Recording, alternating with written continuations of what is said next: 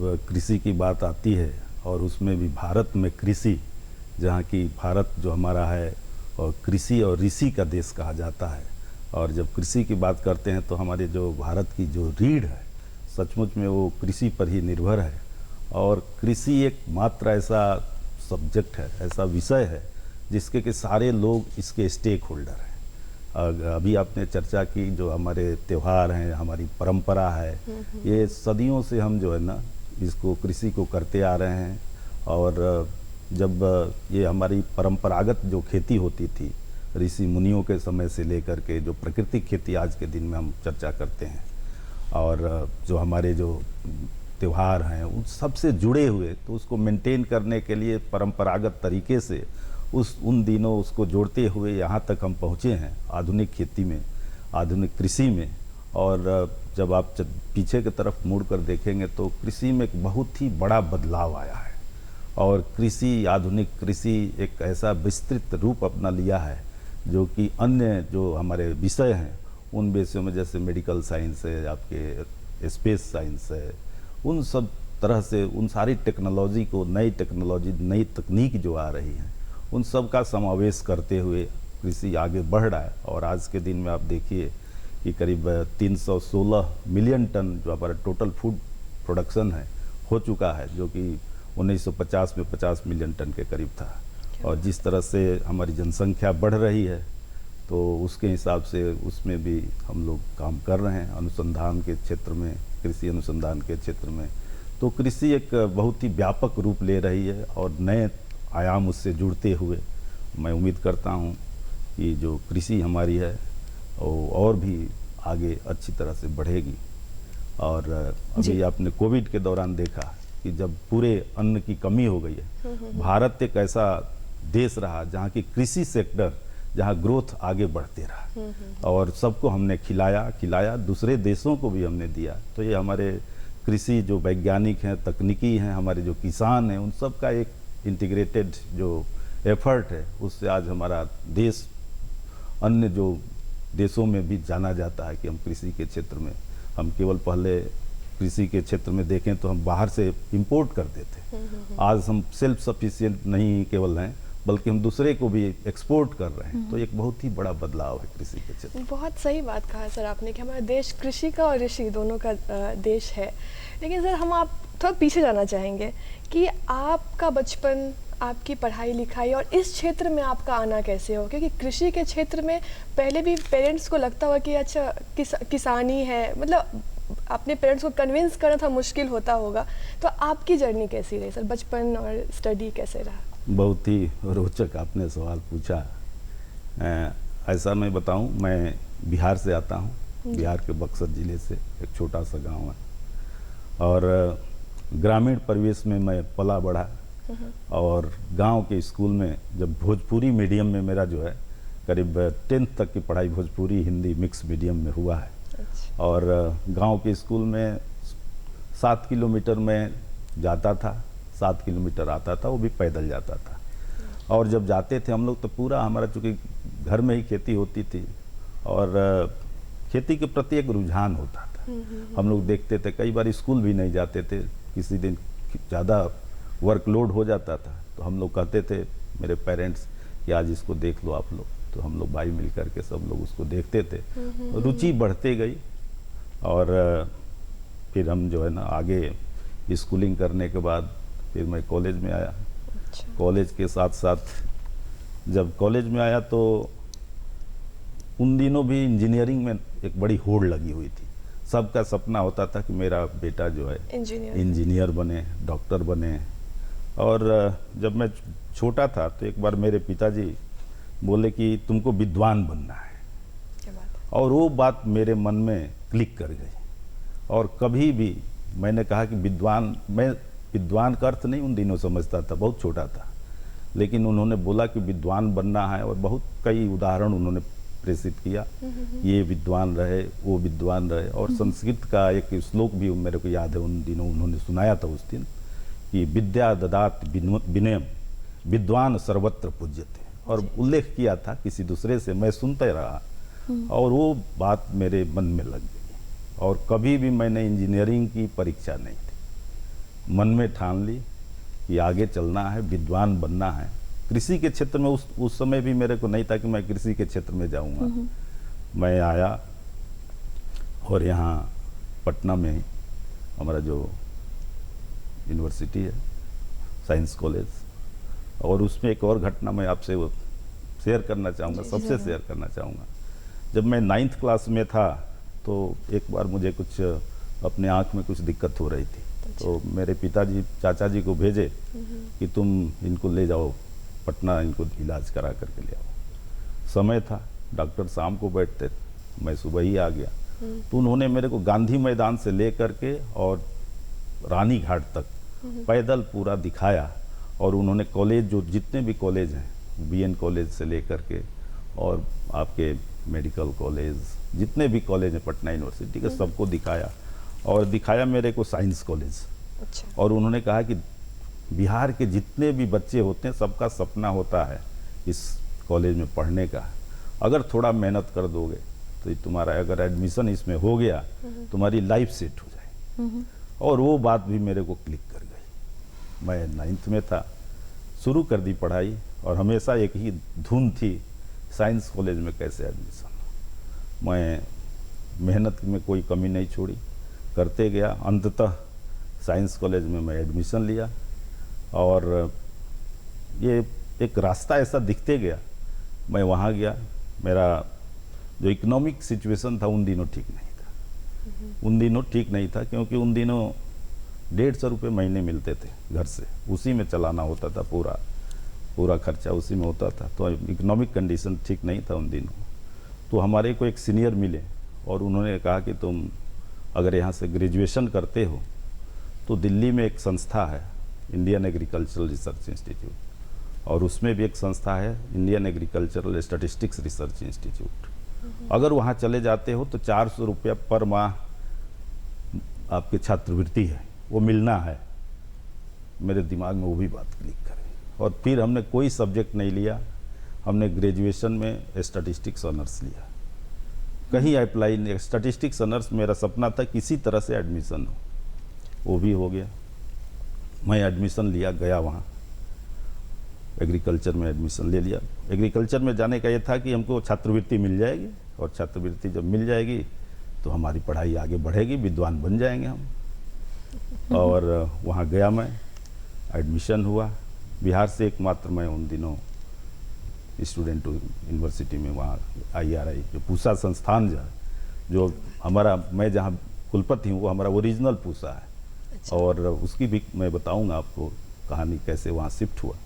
तो मैं वहाँ गया, और फिर अंततः मैं वहाँ, वो उसके बाद भी बहुत रोचक कहानियाँ जो हम दर्शकों को चाहेंगे कि उनको बताएं, जरूर वो जरूर उनको प्रेरणा देगी। जरूर। मैं वहाँ गया, क्योंकि हम बिहार से थे, ग्रामीण परिवेश से थे, और दिल्ली में पहली बार गए थे। दिल्ली में जाने के बाद मुझे कुछ हेजिटेशन सा, इन्फेरिटी कॉम्प्लेक्स भी होता था कि कई बच्चे जो आए थे वो कन्वेंट प्रोडक्ट थे, अंग्रेजी में फटाफट बोलते थे। हम लोग की उस तरह की कोई, लेकिन सब्जेक्ट में हम लोग बहुत स्ट्रांग थे। सब्जेक्ट में मैं जब देखता था, और बचपन में मैं कभी बायोलॉजी नहीं पढ़ा था। अच्छा। क्योंकि बिहार में पहले 8 क्लास से ही आपको मैथमेटिक्स और बायोलॉजी का अलग अलग बंटवारा हो जाता था। तो मैं मैथमेटिक्स में बहुत अच्छा था। मैथमेटिक्स में मैं इतना अच्छा था, मैं बताऊं आपको, कि जब मैं 8th क्लास में था तो 10th क्लास के मैथमेटिक्स सोल्व करता था, और पढ़ाता भी था बच्चे लोगों को 10th क्लास में। उसी तरह से 10th में गया तो आगे भी जो है, तो मैथमेटिक्स स्ट्रॉन्ग था। तो उसके बाद वहाँ गया तो बायोलॉजी पढ़ने को मिला, और वहाँ पहली बार मेरे को, मैं देखा वो भी जेनेटिक्स, कभी नाम नहीं सुना, कभी मैंने सेल क्या होता है ये भी नहीं जानता था उन दिनों, कि सेल भी कोई चीज़ होता है। सेल का डिवीजन होता है, मियोसिस होता है, माइटोसिस होता है, माइटोकॉन्ड्रिया होती है, पहली बार सुना। जी। हमारे जो शिक्षक थे, टीचर थे वहाँ, बहुत बड़े, वो एक ब्रीडर थे, डॉक्टर IG आनंद प्रासी का जो अब सरसों है उसके ब्रीडर थे, बहुत अच्छे विद्वान थे, बहुत बड़े साइंटिस्ट थे, वही पढ़ाते थे। और क्विज जब हुआ, अनअनाउंस्ड क्विज होता था उन दिनों, क्विज हुआ तो मेरा सबसे कम नंबर 7 नंबर आया 100 में। 100 में 7 नंबर आया। मेरे लिए समस्या थी, अब मैं डर गया बहुत। मैं क्योंकि जब जीपीए डाउन हो जाएगा तो वहाँ से पढ़ाई छूट जाएगी, आना पड़ेगा, छात्रवृत्ति रुक जाएगी, चिंता बढ़ गई। मैंने अपने पिताजी को लिखा, उन दिनों टेलीफोन नहीं होते थे, मैं अंतर्देशी लेटर लिखा। अच्छा। अंतर्देशी लेटर लिखा कि ऐसे ऐसे हो गया है, मैं तो बायोलॉजी पढ़ा नहीं हूँ, अब मुझे लग रहा कि ये मेरी इच्छा जो है पूर्ति नहीं होगी और मैं वापस घर लौटूंगा। पिता जैसे पुत्र के लिए करता है, उन्होंने मेरे को 18 पेज का चिट्ठी लिखी और वो चिट्ठी मेरे को आज भी मैं रखा हूँ, उसको संजो करके। पिताजी नहीं है लेकिन चिट्ठी रखा हूँ। और बड़े इस तरह से उन्होंने, उनकी चिट्ठी ने इतनी प्रेरणा मेरे को दी और कई उदाहरण उन्होंने प्रेषित किया कि दुनिया में ऐसे हुआ है, लोग फेल हुए हैं, उसी से उन्होंने सबक ली है, उसी से लोग उनके कॉन्फिडेंस बिल्डअप हुए हैं और तुम तो अभी शुरू किए हो और तुम गांव से गए हो। मेरे लिए बहुत ही अच्छा लगा और मैं आपको बताऊं उस विषय में मैं नंबर 1 आ गया। क्या बात है, इतनी मैंने मेहनत की। क्या बात है। उसके बाद IRI का मैं गोल्ड मेडलिस्ट हुआ और फिर चल चुकी हमारी जो है ना वैज्ञानिक बनने की। अपने वहाँ जाने के बाद ही मन में आया कि अब तो भाई वहाँ लोग कहते थे कि यहाँ आने के बाद सब लोग वैज्ञानिक तो मिनिमम आप बन ही जाओगे, मेहनत करोगे तो।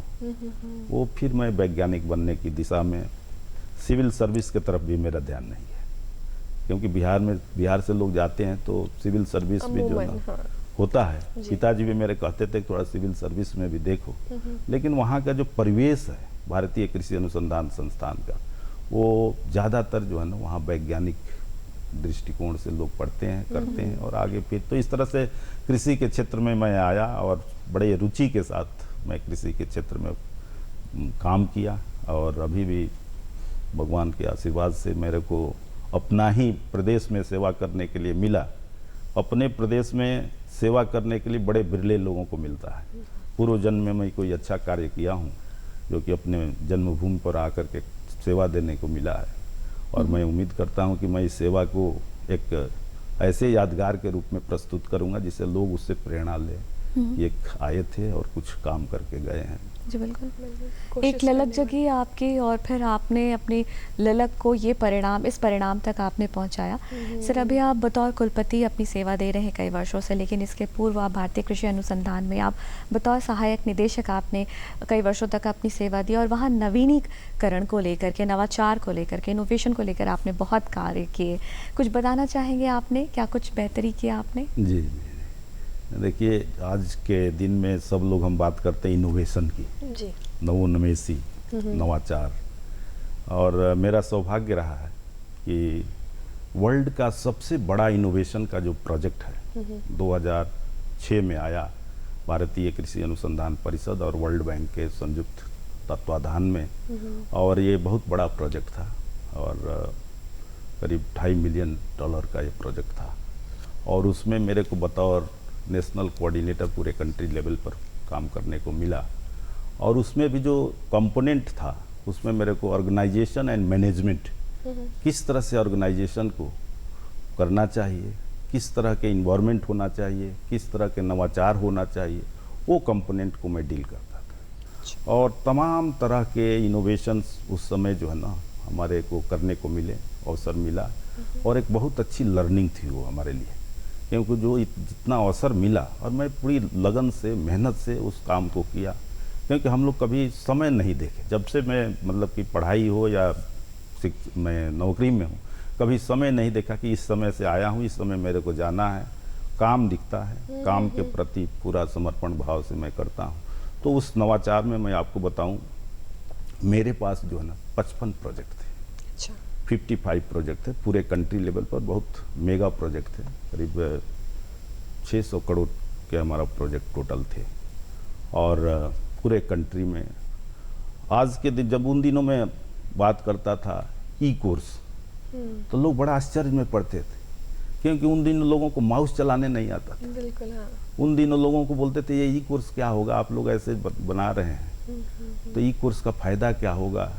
लेकिन देखिए उसके दूरदर्शी हमारे जो भी वैज्ञानिक, जो हमारे लीडर एग्रीकल्चरल रिसर्च एजुकेशन में रहे, उनकी दूरदर्शिता थी कि उस समय हमने ई कोर्सेज एग्रीकल्चर में जो ग्रेजुएट लेवल पर होता है, ई कोर्स हम लोगों ने डेवलप किया और डेवलप करके कोरोना काल में उसका इतना यूज हुआ, और न कि अपने देश में, दूसरे देश के लोग भी उन कोर्सेज को अपना जो है यूज किए, और उसके परिणाम बहुत ही पॉजिटिव आए। एक मेरा प्रोजेक्ट है, आपको बताऊं, जैसे साइंस में होता है, जर्नल में पेपर आपको प्रिंट करना होता है, छापना होता है, तो वो प्रिंट करने में जो आप अपना मैन्युस्क्रिप्ट भेजते हैं वो जाता है, प्रोसेस में जाता है, उसके बाद हमारे किसी एक्सपर्ट के पीयर टीम के पास भेजा जाता है कि कैसा इनका काम है, वो देखते हैं, और उस सब काम में करीब करीब 2.5 साल लगते थे। पेपर भेजने से लेकर के उसको प्रिंट होने तक आपके पास कि आपका पेपर पब्लिश हो गया इस जर्नल में, 2.5 साल लगते थे। हमने उस पूरे जो प्रोसेस जो पीरियड था, साइकिल जो था, हमने उसको अपने आईटी के माध्यम से उसको हमने 2.5 महीने में कन्वर्ट कर दिया। तो ये बहुत ही बड़ा एक बदलाव था। उसके अलावा कई तमाम तरह के, जैसे मैं बताऊं, अब जैसे हमारे हर लाइब्रेरी, हमारे देश में आज के दिन में 75 कृषि विश्वविद्यालय हैं और 423 कृषि के हमारे महाविद्यालय हैं उन विश्वविद्यालयों में, और सभी विश्वविद्यालय चूँकि शोध का कार्यक्रम चलता है ज़्यादातर, तो शोध के लिए नए नए आपके जर्नल्स चाहिए, रिसर्च के जो बुलेटिन आते हैं वो चाहिए, तो सभी विश्वविद्यालय उन दिनों अपना अपना जो है वो सब्सक्राइब करते थे। अच्छा। सब लोग सब्सक्राइब करते थे, तो पैसा जो सरकार का ही पैसा होता है, तो सब लोग पैसा इक्वली सब लोगों को देना पड़ता था।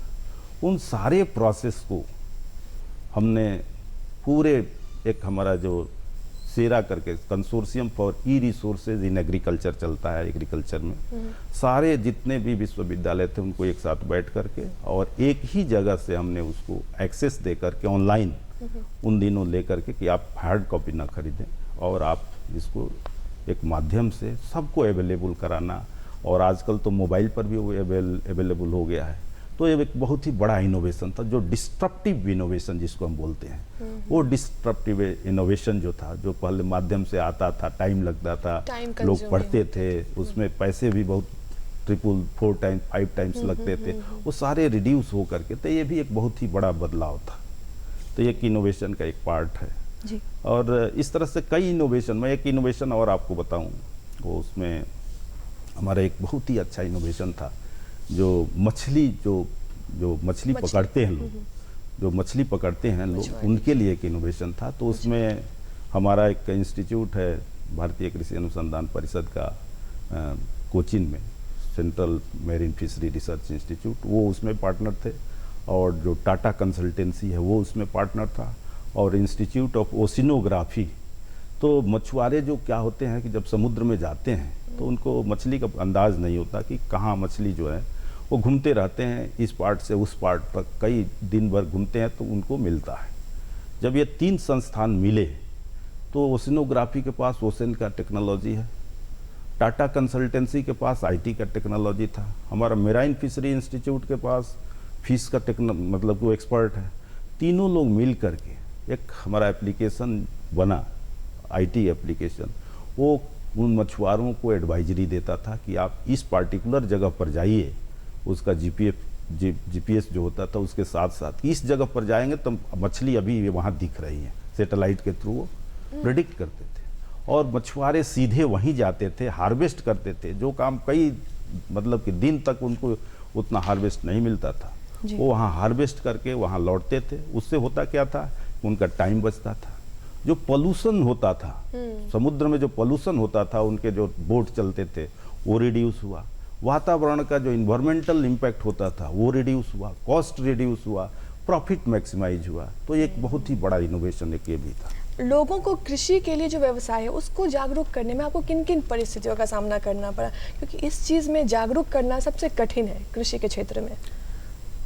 देखिए, जो कृषि है, पहले हम लोग इसको काम करते थे व्यवसाय का, लेकिन मानते नहीं थे व्यवसाय का। मुझे याद है, मतलब कि अगर आपके यहाँ बहुत गांव में, चूँकि मैं रहा हूँ, तो कोई चीज़ अगर अन्न वगैरह से वहाँ होता क्या था कि कोई चीज़ बिकने आता था तो होता था कि इससे जो है ना गेहूँ दे दो उसको, उसके बदले वो ले लो। और उसी को अगर बेचते थे लोग सोचते थे कि देखो ये बेच रहे हैं अपना ये चीज़, तो थोड़ा सा उन दिनों जो है एक हेजिटेशन था, जबकि होता था बिजनेस ही होता था। धीरे धीरे कालांतर में ये व्यवसाय के रूप में कृषि जो आया, और हम जो नेशनल एग्रीकल्चर इनोवेशन प्रोजेक्ट की बात कर रहे हैं, तो उन दिनों हम लोगों ने एक हमारा कंपोनेंट था एग्री बिजनेस मैनेजमेंट का, उसमें बिजनेस प्लानिंग एंड डेवलपमेंट। तो एग्रीकल्चर को कैसे बिजनेस बनाया जाए, और उस प्रोजेक्ट में जब हम एग्री बिजनेस की बात करते थे तो बड़ा उस समय लगता था कि एग्री बिजनेस में क्या स्कोप है, कैसे होगा ये एग्री बिजनेस में। तो उन दिनों लोगों को थोड़ा अंडर एस्टिमेट करते थे। अगर आज के परिवेश में आप बात करें तो जो हमारा स्टार्टअप है एग्रीकल्चर में, एग्री बिजनेस है, वो बहुत ही बड़ा एक जंप लिया है, और उसके बगैर कई बार लगता है कि इसका डेवलपमेंट जो है अधूरा हो जाएगा।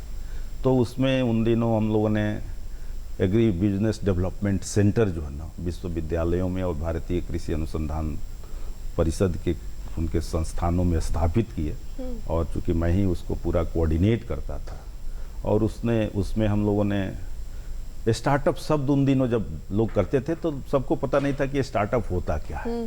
और जब उसमें हम इंक्यूबेशन की बात करते थे तब भी लोगों के एग्रीकल्चर में इंक्यूबेशन क्या होता है, ये इंक्यूबेशन शब्द कैसे आया, तो उनको बड़ा एक्सप्लेन करना पड़ता कि भाई एग्रीकल्चर में इंक्यूबेशन का मतलब जैसे जनरल इंक्यूबेशन होता है, जैसे मेडिकल टर्मिनोलॉजी में पहले यूज करते थे इंक्यूबेटर है, इंक्यूबेटर में जो है ना इको उसके अकॉर्डिंग इन्वायरमेंट देते थे, फिर वो चीज़ें अपना नॉर्मल हो जाता।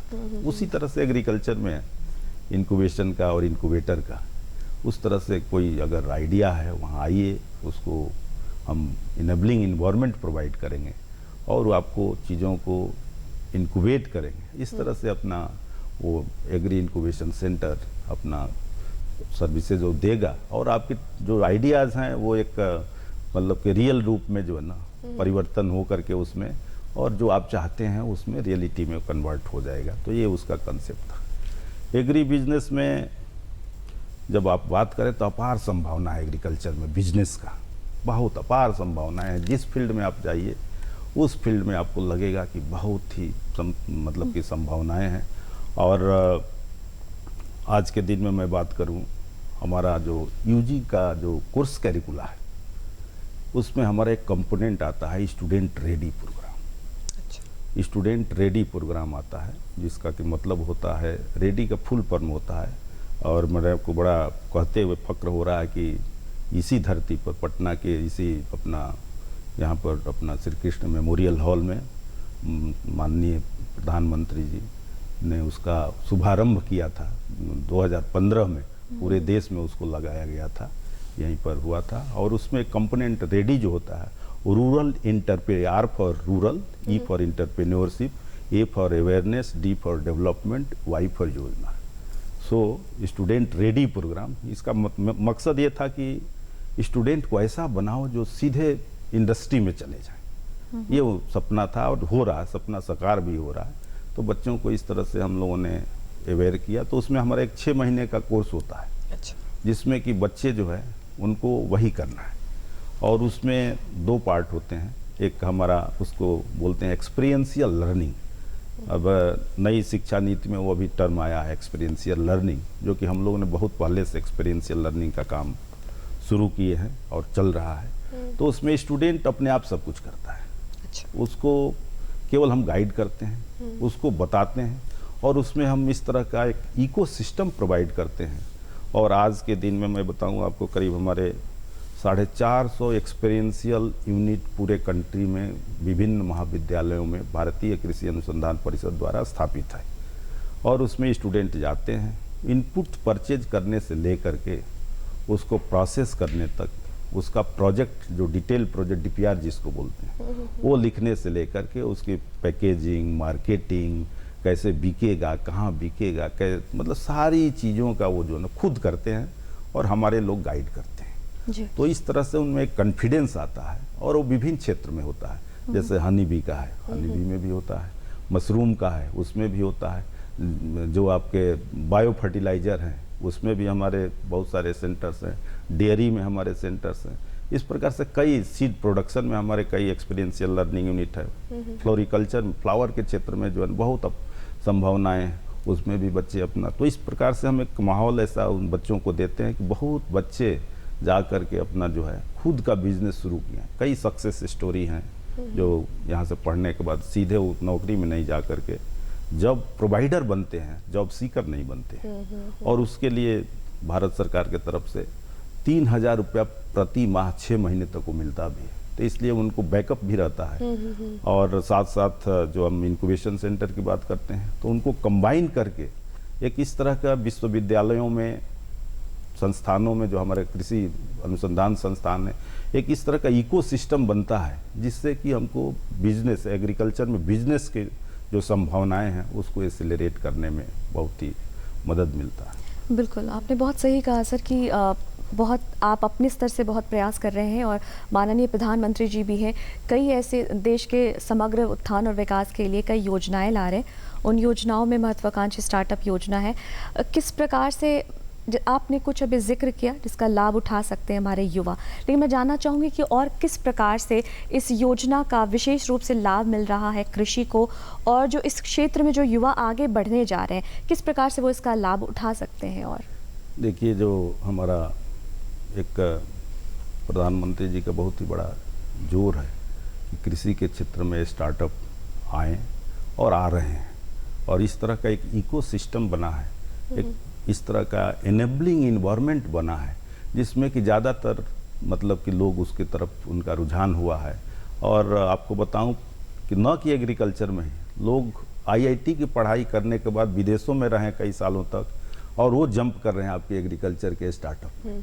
तो इसमें डिमांड बहुत ही है, उनको दिख रहा है कि दूरगामी इसके जो है ना बड़े अच्छे प्रभाव दिखेंगे, उनको प्रॉफिट का भी बहुत संभावनाएं दिख रही हैं। तो इस प्रकार से इस मतलब कि उनको कई चीज़ें उसमें हैं जिससे कि, और ख़ास करके जो हमारा एक इंफ्रास्ट्रक्चर फंड आया है भारत सरकार द्वारा, वो इंफ्रास्ट्रक्चर फंड अगर कोई स्टार्टअप है तो उनको सपोर्ट करने के लिए यूजुअली होता है कि फाइनेंस का कुछ प्रॉब्लम होता है, तो उसके लिए भी जो है ना प्रधानमंत्री जी का जो है स्टार्टअप जो हमारे इसके एग्रीकल्चर इंफ्रास्ट्रक्चर फंड है वो सबको अवेलेबल होता है। और हमारे विश्वविद्यालयों में इस प्रकार के हम उनको बताते हैं कि क्या क्या अपॉर्चुनिटीज़ हैं, और न कि बताते हैं बल्कि हम लोग बैंक को भी उसमें लाते हैं, टाई अप कर देते हैं, और बैंक को ला करके टाई अप करने के बाद उनको फाइनेंस टेक्निकल जो हमारा हैंड होल्डिंग है, टेक्निकल हैंड होल्डिंग को हम कहते हैं कि हम इनको प्रोवाइड कर देंगे, फाइनेंशियल आप इनको प्रोवाइड कर दीजिए।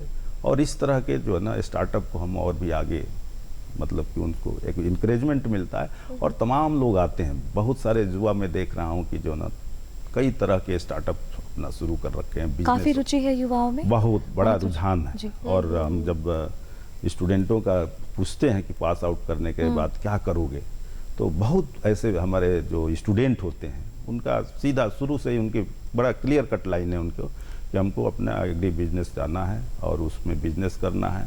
और स्टार्टअप करीब हमारे अभी देखिए 3,000 हमने जब शुरू किया था तो उस समय स्टार्टअप लोग कहते थे कि एग्रीकल्चर में स्टार्टअप, और आजकल धूम मचा रखा है स्टार्टअप ने, एग्रीकल्चर का स्टार्टअप। और इस दिशा में मैं बताऊं आपको, हमारा एक संस्थान है national academy of agricultural research management Hyderabad में, हमारा एकेडमी है एग्रीकल्चर का, जहाँ के हमारे एग्रीकल्चर के साइंटिस्टों को ट्रेनिंग दिया जाता है। जैसे एडमिनिस्ट्रेटिव एकेडमी मसूरी में है, पुलिस एकेडमी हैदराबाद में है, उसी प्रकार से भारतीय कृषि अनुसंधान परिषद का एक एकेडमी है नार्म हैदराबाद में।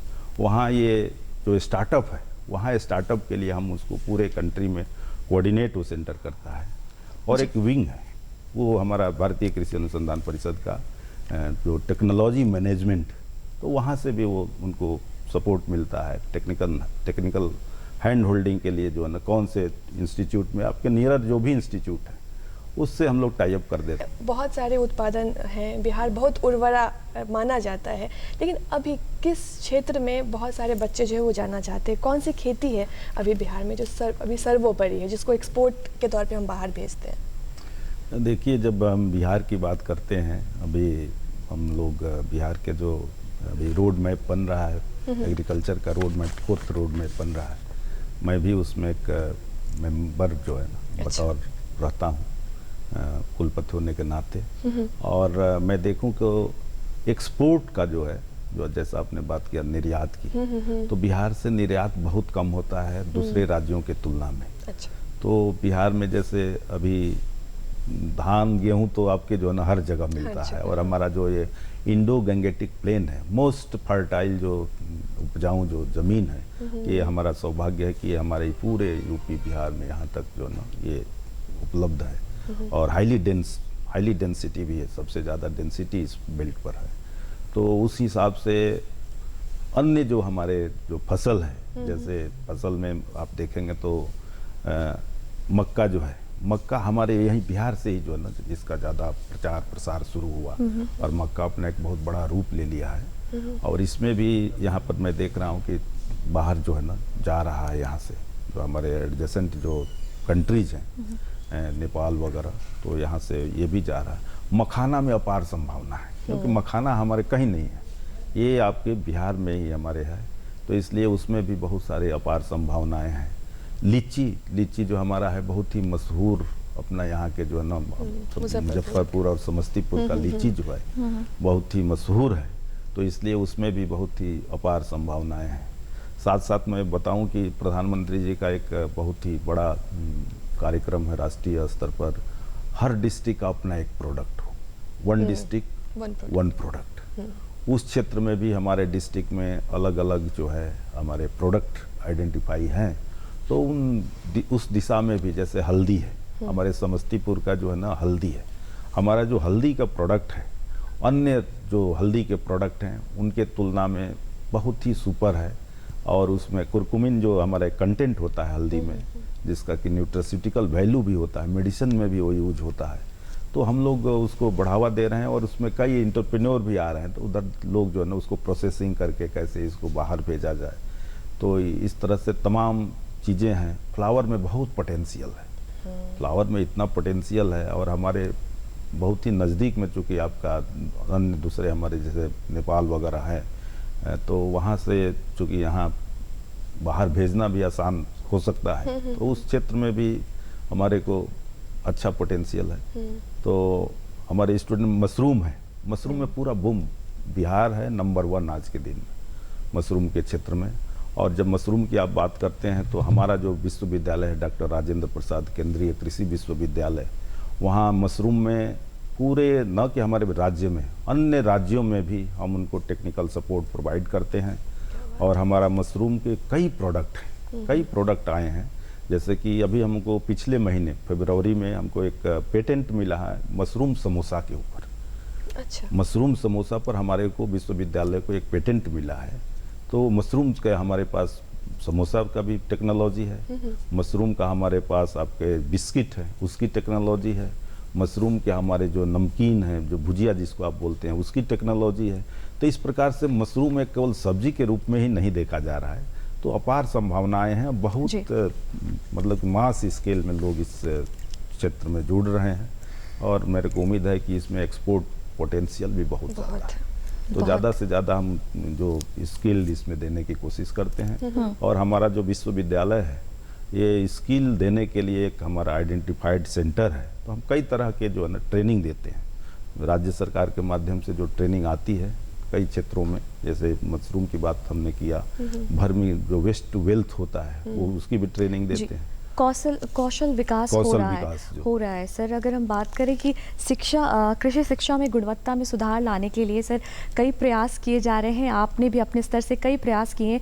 कई दशक पूर्व आप भारतीय कृषि अनुसंधान में सर आप जब वहाँ पर अपनी सेवा दे रहे थे, कंप्यूटर को लेकर के वहाँ पे बहुत भ्रांतियाँ थी जिस पर आपने बहुत काम किया। सर कंप्यूटर तो एक ऐसा विषय हो गया जो अगर नई तकनीक की हम बात करें जिससे इस क्षेत्र में बहुत लोगों को जिसका बहुत लाभ मिल पा रहा है। इसके अलावा नई तकनीक की अगर हम बात करें तो बहुत सारे ऐसे नई तकनीक आ गए हैं कृषि जगत में भी जिसका एक गहरा लाभ और गहरा प्रभाव देखने को मिल रहा है। उन नई तकनीकों के बारे में आपको क्या कुछ बताना चाहेंगे हमारे दर्शकों को? देखिए, मेरे को याद है उन दिनों में मैं विद्यार्थी हुआ करता था, MSc में पढ़ता था, ये 85-86 की बात, 84-85 की बात। तो जब कंप्यूटर शुरू हुआ ऑफिस में, तो उन दिनों एक बहुत मास स्केल में स्ट्राइक हुआ था। पूरे कि अब इससे नौकरी लोगों की चली जाएगी, नौकरी तो लोग जॉबलेस हो जाएंगे, कंप्यूटर के आने से सारा आदमी का काम वही करेगा। और आज के दिन में आप देखिए कि हम लोग जो आईटी के जो सर्विस है जो विदेशों में दे रहे हैं, हम नंबर 1 है, इंडिया इज नंबर 1। ये सारे कंप्यूटर के ही माध्यम से हुआ, आईटी के माध्यम से हुआ। तो जब शुरू में आता है तो इस प्रकार की भ्रांतियाँ रहती हैं, लेकिन धीरे धीरे टेक्नोलॉजी इतना, उसमें जॉब अपॉर्चुनिटीज इतना पावरफुल होता है। तो जब कंप्यूटर की बात करें तो मेरे को याद है कि हम लोगों ने 84-85 में जो कहीं कंप्यूटर की पढ़ाई नहीं होती थी, उन दिनों हमारे जो भारतीय कृषि सांख्यिकी अनुसंधान संस्थान दिल्ली है, वहाँ एडवांस डिप्लोमा इन कंप्यूटिंग होता था, और वो उन दिनों सारे कोर्स हम लोग को करना होता था। तो हम लोग कंप्यूटर में उन्हीं दिनों हम लोग पूरा अपने जो एक अच्छा ज्ञान होता है वो ज्ञान अर्जित कर लेते थे। और उन दिनों चर्चा एक ये भी थी कि एग्रीकल्चर में कंप्यूटर का कहाँ कहाँ प्रयोग हो सकता है। ये चर्चा के मतलब कि उस समय डिबेट होता था। मैं भी एक बार डिबेट में भाग लिया था, मैं भी उसमें नंबर 1 आया था डिबेट में। और उस समय कोई लिटरेचर नहीं मिलता था, लाइब्रेरी में भी नहीं मिलता था कि what is role of computer in agriculture, कुछ नहीं मिलता था। लोग अपने से मतलब बनाते थे, कैसे हो सकता है, ये हो सकता है।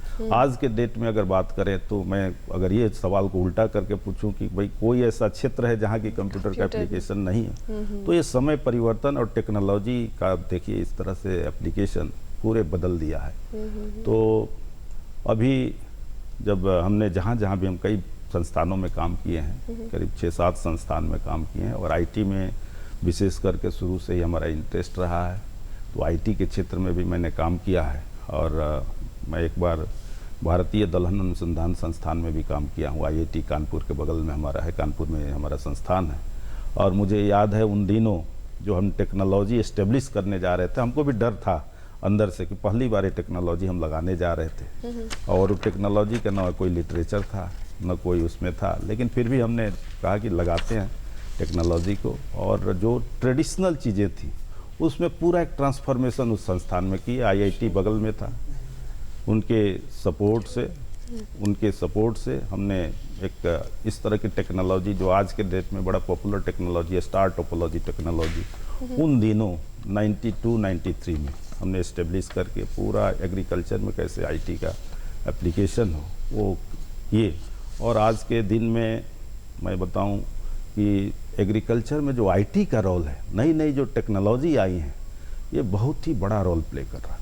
हमारा जो पहले जो जहाँ हम काम करते थे जो संस्थान में, भारतीय कृषि अनुसंधान परिषद में, सारा कुछ हमारा पेपरलेस है। मैक्सिमम चीज़ ऑफिस का हमारे जो चीज़ें हैं वहाँ सब कुछ, और वही चीज़ हम अपने विश्वविद्यालय में भी लागू कर रहे हैं। जैसे ई ऑफिस हो गया हमारा, कैसे ऑनलाइन, तो उससे इफ़िशियंसी बढ़ती है हमारी, उससे हमारा इफ़ेक्टिवनेस बढ़ता है। और आने वाले दिन में एग्रीकल्चर के क्षेत्र में ही नहीं बल्कि सभी क्षेत्र में मैं बताऊं आपको, जो आर्टिफिशियल इंटेलिजेंस है, एआई जिसको हम बोलते हैं, आर्टिफिशियल इंटेलिजेंस पूरा एक परिवर्तन करने जा रहा है। और ये परिवर्तन सभी क्षेत्र में होगा ही, एग्रीकल्चर उससे अछूता नहीं रह सकता है। तो इसलिए एग्रीकल्चर में भी मैं अपार इसकी संभावनाएं देख रहा हूँ आर्टिफिशियल इंटेलिजेंस का। इसीलिए हमारे जो सरकार के तरफ से भी आर्टिफिशियल इंटेलिजेंस पर बहुत ही जोर है। नई टेक्नोलॉजी को कैसे एग्रीकल्चर में हम इसको और आगे बढ़ाएं। मैकेनाइजेशन की जब बात करें आप, नई टेक्नोलॉजी में मैं बात करूं, पहले लोगों के पास बैल से खेती होती थी। आज के दिन में आप गांव में जाइए, एक भी बैल नहीं है। ये टेक्नोलॉजी है, ये मैकेनाइजेशन जो हुआ गांव में, ट्रैक्टर, और उसमें भी कई तरह के धान बोने के लिए, आलू काटने के, आलू खोदने के लिए, धान की रुपाई करने के लिए पहले बहुत ही लेबर, मतलब कि उसमें ज़्यादा खर्च होते थे। और वो चीज़ें सारे सब टेक्नोलॉजी है। साथ साथ जो जलवायु परिवर्तन हो रहा है, जलवायु परिवर्तन के अनुरूप हमारी जो प्रजातियां नहीं अगर होंगी तो प्रजातियां, फिर हमारा प्रोडक्शन भी प्रभावित होगा, रोगग्रस्त हो जाएंगे। तो समय समय से तकनीकी का बहुत ही विशेष योगदान रहता है, नई नई तकनीकियों का। और कृषि के क्षेत्र में मैं बात करूं आपको, तो जैसे हमारा जेनेटिक इंजीनियरिंग है, जेनेटिक इंजीनियरिंग के माध्यम से भी हमारे एग्रीकल्चर में, ऐसा नहीं कि एग्रीकल्चर में हम जेनेटिक इंजीनियरिंग नहीं करते हैं, उसके माध्यम से जैसे इन विट्रो, अभी हमारा जो आप देखेंगे कि हमारे अभी जो डेयरी रिसर्च इंस्टीट्यूट है करनाल में, अभी हमने उसको इन विट्रो के थ्रू जो है ना नए नस्ल पैदा कर रहे हैं, और ये कई मतलब कि वर्षों से इस पर काम चल रहा है। तो हमारा जेनेटिक इंजीनियरिंग का क्षेत्र हो, आर्टिफिशियल इंटेलिजेंस का क्षेत्र हो, एक जो जीनोम एनालिसिस होती है, जैसे आप देखें जीनोम एनालिसिस, नई तकनीकों पर आपने बहुत सारी जानकारी दी, लेकिन मैं चाहूँगी कि जाने के पूर्व आप हमारे दर्शकों को अगर कोई संदेश देना चाहें कृषि के से संबंधित, या फिर कोई संदेश अगर देना चाहें तो वो संदेश क्या होगा? मेरा अपना मानना है कि जहाँ चाह वहाँ राह, बिल्कुल। और मन में अगर आपको विश्वास है कि मुझे यहाँ इस सीढ़ी तक पहुँचना है, तो मैं समझता हूँ कि परिस्थितियाँ अपने आप बनते जाती है, वहाँ तक आप पहुँचेंगे, उसमें कोई संदेह नहीं है। कठिनाइयाँ आएंगी लेकिन आप वहाँ तक जरूर पहुँचेंगे। बिल्कुल, परेशानियाँ आएंगी, कठिनाइयाँ आएंगी, लेकिन अगर आपके भीतर वो ललक है, वो जुनून है, तो आप अपने लक्ष्य को ज़रूर हासिल कर लेंगे। सर, आप कार्यक्रम में आए और आपने इतनी सादगी से, इतनी सहजता और सरलता से अपनी बात हम तक, हमारे दर्शकों तक रखी। आपने अपना कीमती वक्त दिया, इसके लिए आपका तहे दिल से हम धन्यवाद करते हैं। बहुत बहुत धन्यवाद, बहुत बहुत आभार। और अब वक्त हो चला है आपको अलविदा कहने का, लेकिन जाने के पूर्व आप बखूबी जानते हैं कि हम आपसे गुजारिश करते हैं कि आप अपने विचार, अपने सुझाव हम तक ज़रूर पहुंचाएं, और इसके लिए नोट करना होता है आपको हमारा पता। तो फटाफट उठाए कागज़ और कलम, नोट करें हमारा पता है कार्यक्रम बिहार बयान, DD बिहार, दूरदर्शन केंद्र, फ्रेजर रोड, पटना 800001। हमारा ईमेल एड्रेस है director.ddkpatna@gmail.com। आज के अंक में बस इतना ही, कल फिर होगी आपसे मुलाकात, तब तक के लिए हमें दीजिए इजाज़त। नमस्कार।